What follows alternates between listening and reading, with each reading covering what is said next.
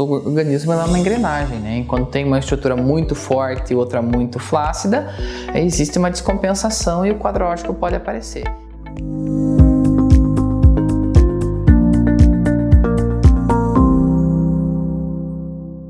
Bom, a nossa coluna hoje tem uma função principal, assim, estrutural, né? Ela que faz toda a nossa anatomia para que a gente consiga, então, caminhar, deambular, sentar, levantar, né? Ela tem uma função primordial nessa questão de estabilidade, para que a gente consiga realizar os nossos movimentos do dia a dia, realizar nossas atividades de vida diária, a qual ela vai sustentar todo esse processo, né? Então, ela é centralizada, ela é uma articulação semimóvel, ela que vai permitir, então, eu realizar alguns movimentos, além também, né, ter todo o envolvimento do sistema nervoso que passa através dela, né?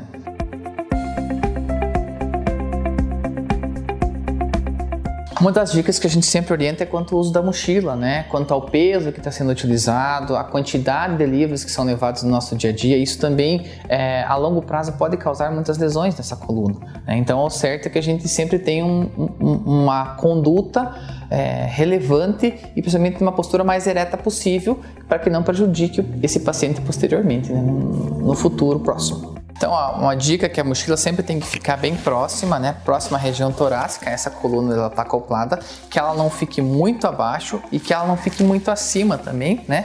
Para não sobrecarregar, porque eu preciso levar, anteriorizar esse pescoço, né? Então, essa seria a posição correta para que esse paciente carregue e utilize a mochila. E claro, também não utilizar a mochila num braço só. Por quê?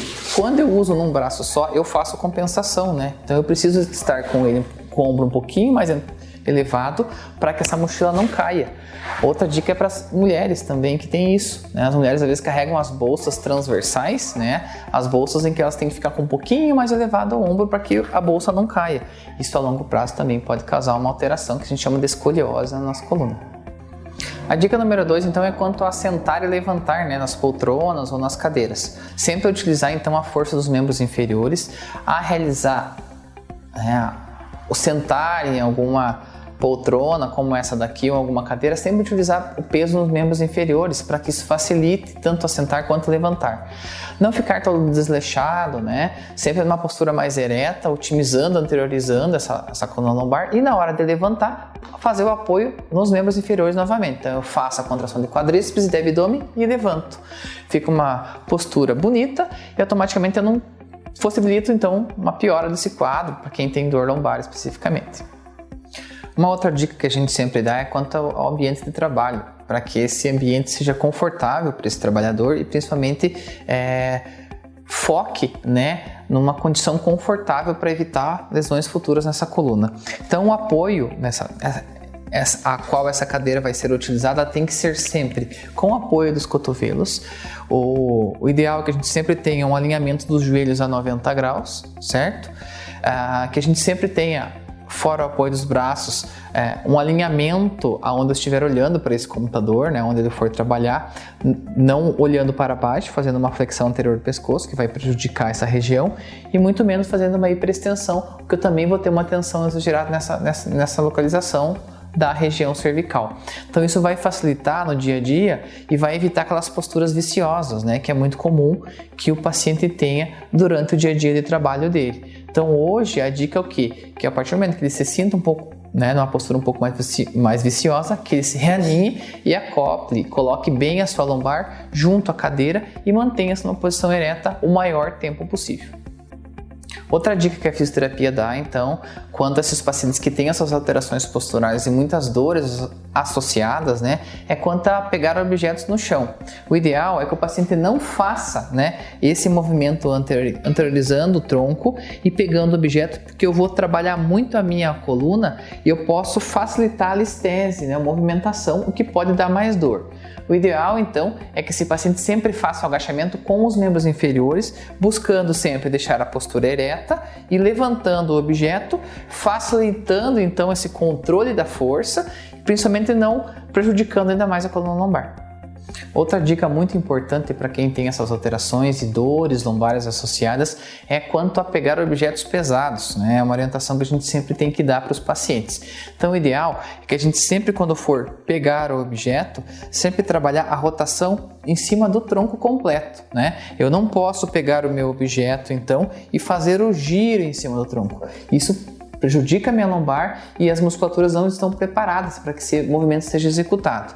Quanto mais próximo eu carregar o objeto do meu corpo, menos força lombar eu vou fazer. Quanto mais longe eu carregar esse objeto, mais tensão muscular eu vou fazer e maior a possibilidade que eu tenha uma lesão muscular na minha coluna.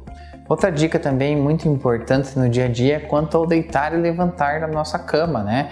Que às vezes um movimento muito exagerado também pode causar dores nesse paciente. Então a dica é que a gente sempre se mantenha numa postura mais ereta, mesmo deitado. O ideal é que a gente fique na posição lateral para que a gente durma, sempre apoiando o travesseiro no meio dos joelhos para que o nosso quadril fique relaxado.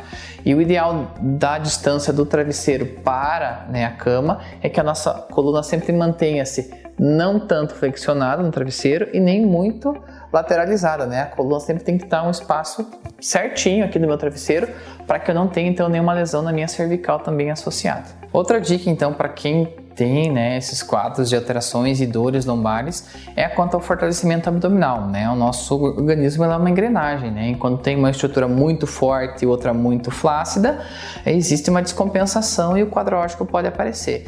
O fortalecimento então pode ser realizado tanto em ambientes de academia, quanto pilates, quanto em consultórios de fisioterapia. O enfoque é sempre em o quê? Em fortalecer a musculatura abdominal, fortalecer o core, né, o conjunto de músculos que a envolvem e principalmente manter a mobilidade articular da coluna lombar associada ao quadril, que às vezes só uma contratura muscular já pode exacerbar um quadro de dor muscular lombar principalmente. E também uma coisa muito importante a ser falada é quanto à questão do sobrepeso, né, que pode facilitar esse quadro de dor lombar associado, e quanto à prática de exercícios físicos, porque os exercícios são primordiais para manter então todo esse processo muscular funcionando e, claro, manter não só a mobilidade quanto a força em toda a estrutura do nosso organismo.